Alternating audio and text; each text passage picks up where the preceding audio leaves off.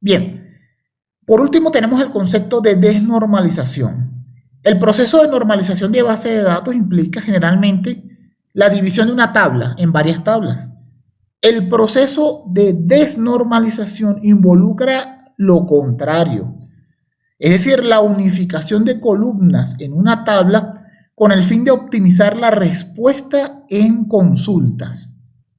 Aunque la desnormalización puede hacer que haya alguna o algún grado de redundancia de datos en ciertas tablas, puede ayudar siempre de acuerdo a las características de la solución que se necesite. Importante esto, porque va a permitir acelerar y aligerar los tiempos de respuesta de una consulta. Bien, entonces el proceso de desnormalización no significa no normalización.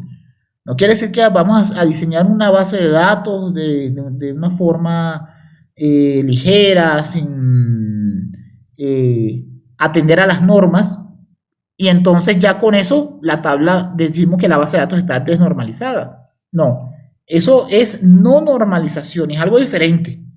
Para que se aplique una desnormalización a una base de datos, se debió haber establecido alguna clase o algún nivel de normalización. Como siempre, el objetivo mínimo es la tercera forma normal.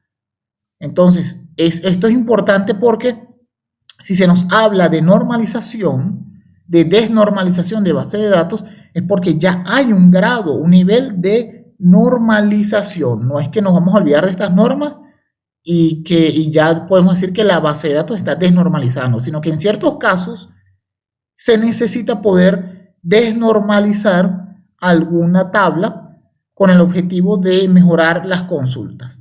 O también, como vemos aquí, algunos casos donde se puede aplicar la desnormalización, podría ser una generación de informes, porque es algo que necesita quizás un cúmulo de columnas específicas, quizás para el almacenamiento de históricos, ¿verdad?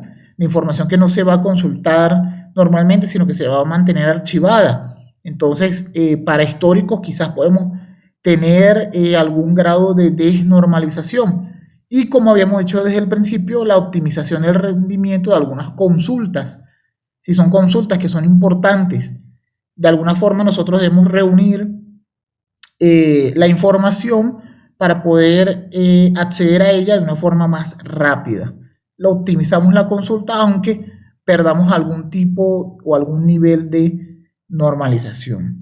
Bien, con esto hemos culminado la clase de formas normales. Vimos primero la 1, la 2 y la 3, que son importantísimas, luego el resto de formas normales.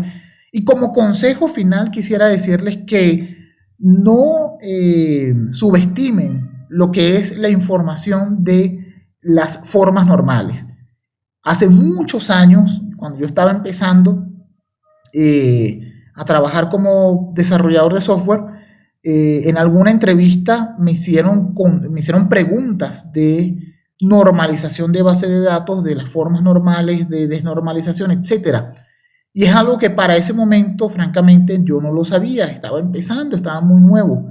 Estamos hablando ya de hace, para este momento, hace ya unos 14 años. Entonces, en ese momento yo no lo sabía. Y por ese desconocimiento yo perdí la oportunidad en esa empresa. Entonces, no subestimemos estos conceptos, debemos profundizarlos, debemos tenerlos claros, practicarlos, entenderlos de manera que podamos explicárselo a otra persona o en una entrevista de trabajo, en alguna prueba práctica, poder desarrollarlos y ejemplificarlos. Así que con esto culminamos la clase de formas normales.